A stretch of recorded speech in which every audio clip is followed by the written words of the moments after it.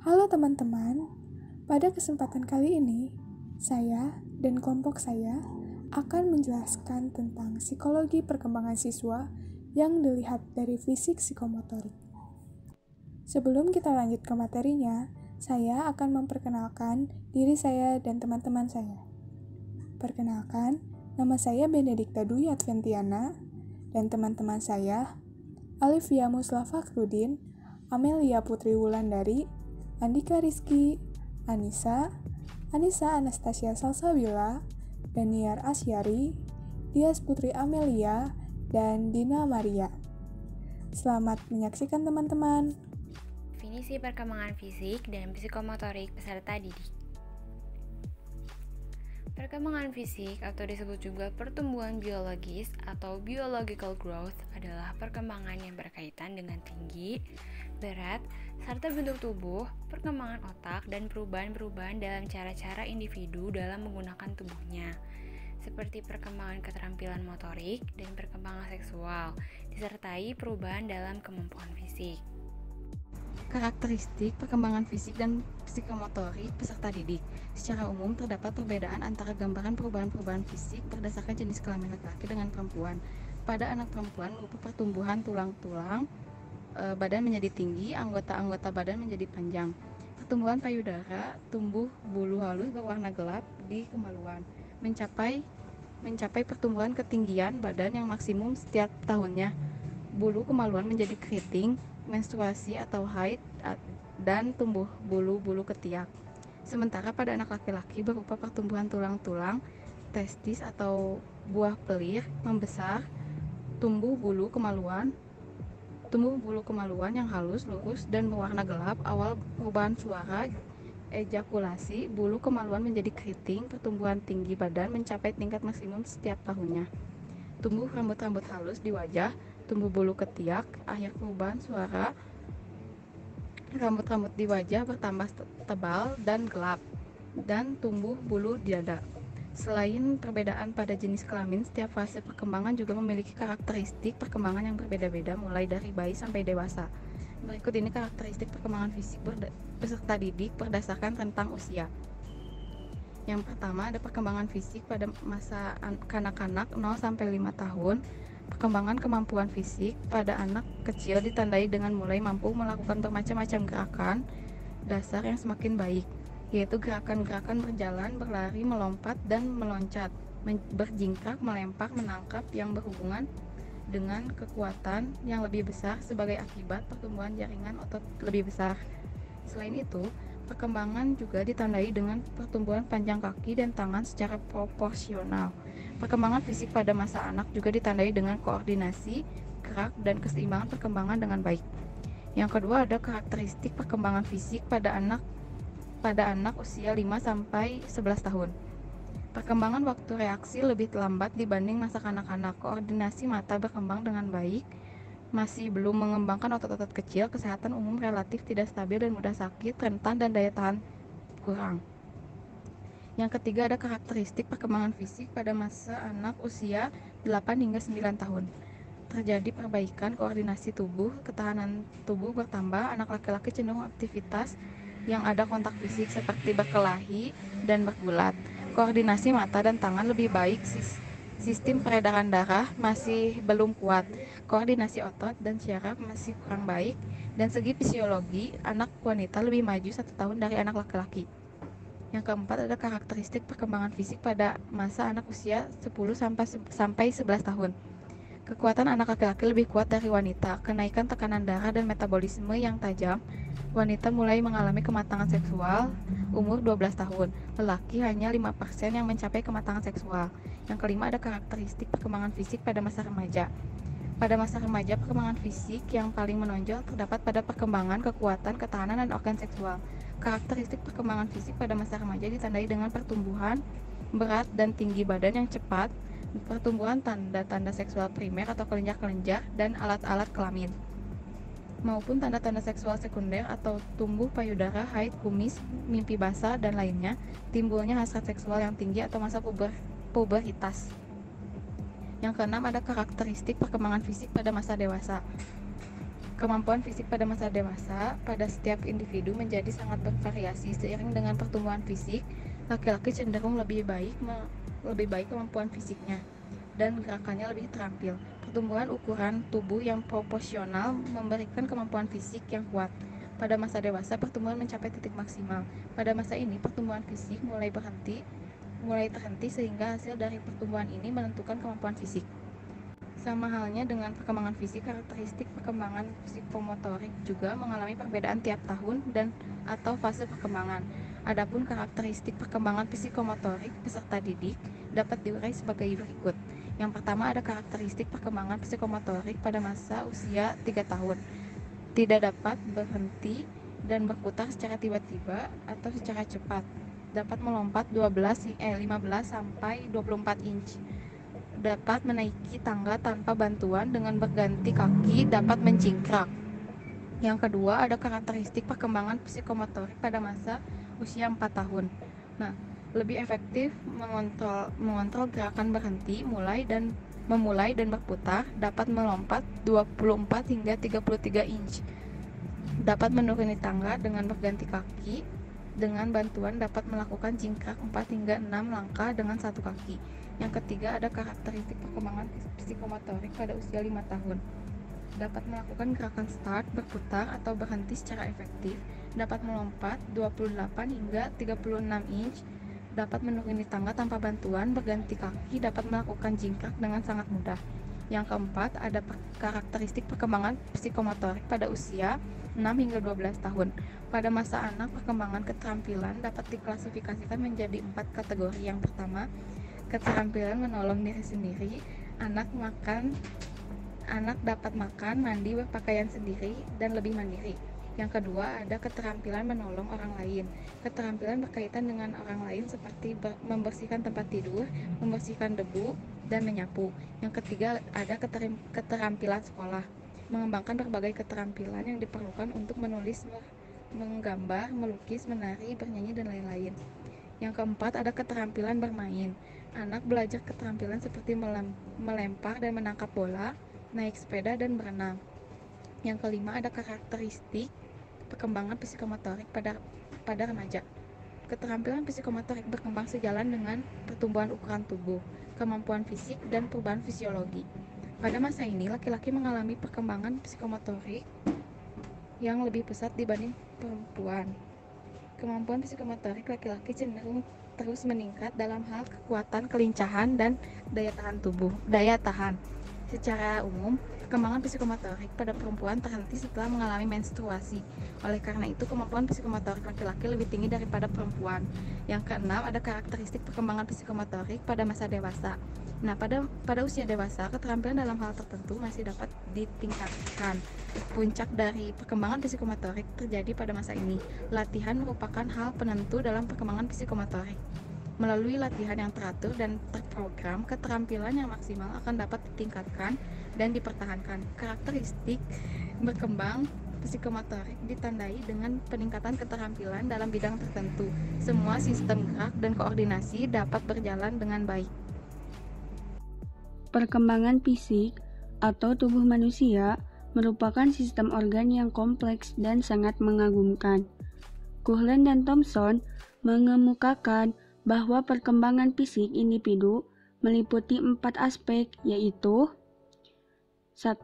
Sistem saraf yang sangat mempengaruhi perkembangan kecerdasan, emosi, dan kemampuan anak untuk berpikir. Yang kedua, otot-otot yang mempengaruhi perkembangan kekuatan dan motorik pada anak. Yang ketiga, kelenjar endokrin yang menyebabkan munculnya pola-pola tingkah laku baru, seperti pada usia remaja berkembang perasaan senang untuk aktif dalam suatu kegiatan yang sebagian anggotanya terdiri dari lawan jenis. Dan yang terakhir ada struktur fisik yang meliputi tinggi, berat, dan proporsi. Masa kanak-kanak awal atau early childhood merupakan periode perkembangan yang terjadi mulai akhir masa bayi hingga sekitar usia 5 atau 6 tahun. Kelas 1 sekolah dasar biasanya menandai akhir periode ini. Nah, dari penjelasan di atas dapat disimpulkan bahwa masa kanak-kanak awal merupakan masa perkembangan anak dari usia 2 tahun sampai usia 6 tahun, yang mana biasa disebut dengan periode prasekolah. Kemudian, perkembangan fisik merupakan dasar bagi kemajuan perkembangan berikutnya, dengan meningkatnya pertumbuhan tubuh baik berat badan maupun tinggi badan, serta kekuatannya, memungkinkan anak untuk lebih aktif dan berkembang keterampilan fisiknya, dan juga berkembang eksplorasi terhadap lingkungan tanpa bantuan orang tua. Perkembangan sistem saraf pusat memberikan kesiapan pada anak untuk lebih meningkatkan pemahaman dan penguasaannya terhadap tubuhnya. Faktor yang mempengaruhi perkembangan fisik dan psikomotorik. Pertama, ada keluarga. Faktor ini sangat mempengaruhi perkembangan fisik dan psikomotorik peserta didik, meliputi faktor keturunan dari keluarga peserta didik maupun faktor lingkungan. Yang kedua, ada gizi. Jika peserta didik memperoleh gizi yang cukup, akan memiliki tubuh yang baik dan lebih tinggi dibanding dengan peserta didik yang kekurangan asupan gizi. Selanjutnya ada gangguan emosional. Maksudnya, jika peserta didik terlalu sering mengalami gangguan emosional, akan menyebabkan terbentuknya steroid adrenal yang berlebihan. Dengan demikian, akan berkurangnya pembentukan hormon pertumbuhan kelenjar pituitari. Steroid adrenal yaitu untuk menghasilkan berbagai hormon di dalam tubuh. Jika steroid adrenal sehat, membantu fungsi tubuh berjalan dengan baik. Sedangkan kelenjar pituitari ialah organ kecil yang berada di bawah otak, bertugas menghasilkan hormon dan fungsi organ tubuh. Selanjutnya ada status sosial ekonomi. Biasanya peserta didik yang berasal dari keluarga dengan status sosial ekonomi rendah cenderung lebih kecil daripada anak yang berasal dari keluarga status sosial ekonominya yang tinggi. Ini bisa terjadi karena status ekonomi yang rendah membuat si peserta didik tidak terpenuhi asupan gizinya. Selanjutnya ada kesehatan. Peserta didik yang sehat dan jarang sakit biasanya akan memiliki tubuh yang lebih berat daripada yang sering sakit. Selanjutnya ada pengaruh bentuk tubuh. Apakah mesomorf, ektomorf, endomorf yang akan mempengaruhi besar kecilnya. Arti dari mesomorf adalah memiliki tulang besar, bahu lebar, pinggang sempit, dan berotot. Tipe ini digambarkan tubuhnya yang atletis, memiliki tubuh ideal, dan cenderung cepat memperoleh makanan atau memproses makanan. Maksudnya cenderung cepat memproses makanan. Ektomorf yaitu tubuh tinggi, leher ramping, dan panjang serta pergelangan kaki dan tangan yang kecil. Sedangkan endomorf yaitu tubuhnya besar, paha, pinggang, perut tidak memiliki otot, serta biasanya kerangka tulang besar. Dan endomorf biasanya lebih lambat memproses makanan. Selanjutnya ada pertumbuhan dan perkembangan sistem syaraf. Maksudnya di sini yaitu membuat intelijensi atau kecerdasan meningkat dan mendorong timbulnya pola-pola tingkah laku baru. Jika semakin baik, akan semakin baik pula perkembangan kemampuan sistem-sistem syaraf, akan semakin baik dan beraneka ragam pula pola-pola yang dimilikinya. Selanjutnya ada pertumbuhan otot-otot. Peningkatan tonus peserta didik dapat menimbulkan perubahan dan peningkatan aneka ragam kemampuan dan kekuatan jasmani. Selanjutnya ada perkembangan dan perubahan fungsi kelenjar endokrin. Jika ini terjadi pada peserta didik, akan mengakibatkan berubahnya poin sikap dan tingkah laku terhadap lawan jenisnya.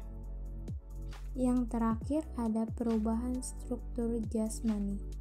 Semakin meningkat usia, akan semakin meningkat pula ukuran tinggi, bobot, serta proporsi tubuh pada umumnya. Nah, di sini Raham Tokna menggambarkan model pengolahan informasi dalam pembelajaran keterampilan psikomotorik. Di sini terlihat ya ada dua proses perantara, yaitu persepsi dan terjemahan keputusan. Nah, kedua tahapan proses ini adalah persepsi terhadap informasi yang diberikan dan keputusan untuk bertindak melakukan keterampilan gerak atau yang disebut motorik. Persepsi ini merupakan proses pengumpulan, menyeleksi, mempersatukan, dan mengorganisasikan serta menafsirkan informasi. Lalu informasi-informasi tersebut disalurkan ke otak untuk diolah dan diterjemahkan yang akhirnya menimbulkan keputusan untuk melakukan keterampilan gerak tertentu. Nah, di sini ada 5 tahapan dalam belajar keterampilan psikomotorik menurut Romizowski. Yang pertama adalah memperoleh pengetahuan terlebih dahulu, lalu melakukan respon dari pengetahuan itu, selanjutnya mengalihkan kontrol dari persepsi feeling atau perasaan, dan kemudian gerakan. Selanjutnya diotomatiskanlah gerak keterampilan tersebut, lalu digeneralisasikan keterampilannya. Nah, keterampilan psikomotorik bisa dilaksanakan dengan baik dan benar oleh siswa apabila siswa sudah memiliki motor program atau penanaman kognitif di dalam dirinya itu terhadap gerak yang akan dilakukannya. Motor program terbentuk karena adanya proses persepsi yang terjadi setelah organ-organ penerima rangsang atau reseptor mendapat masukan sensori informasi dari luar. Nah, lalu ada beberapa faktor fisiologis yang menyebabkan kondisi tertentu pada kegiatan belajar siswa. Faktor-faktor itu adalah penglihatan, pendengaran, peraba, penciuman, dan perasa. Kelima alat indera ini dikenal sebagai pintu-pintu gerbang pengetahuan. Si pintu-pintu tersebut menghubungkan manusia dengan dunia luar melalui urat-urat syaraf yang tersusun secara sangat kompleks dan berfungsi dengan kecermatan yang sangat menakjubkan.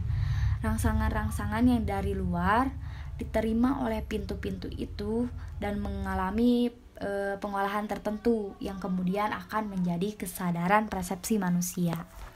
Bisa dilihat di sini ada beberapa kriteria yang digunakan untuk menentukan komunikasi antara guru dan siswa.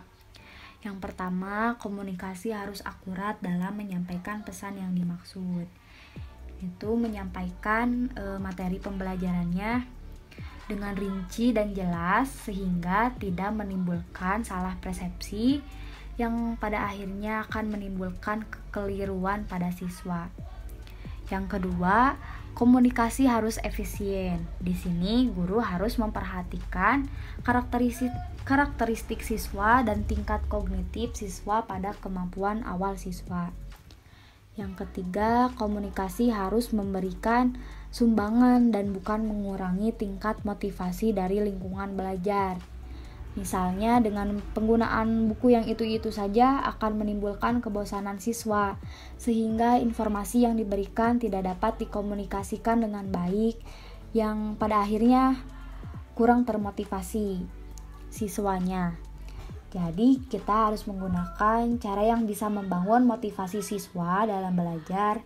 Contohnya bisa menggunakan metode game yang menyenangkan.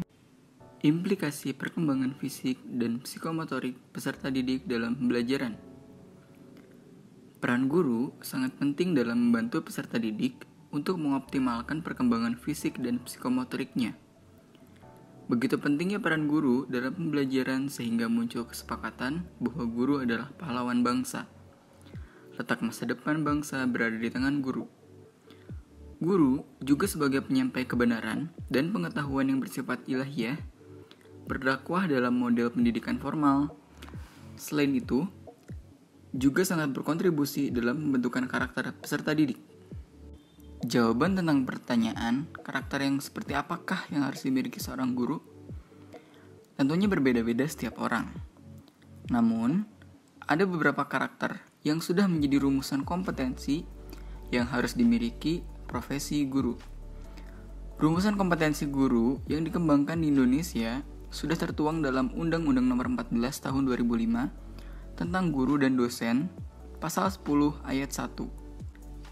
Kompetensi guru meliputi kompetensi pedagogik, kompetensi kepribadian, kompetensi sosial, dan kompetensi profesional yang diperoleh melalui pendidikan profesi.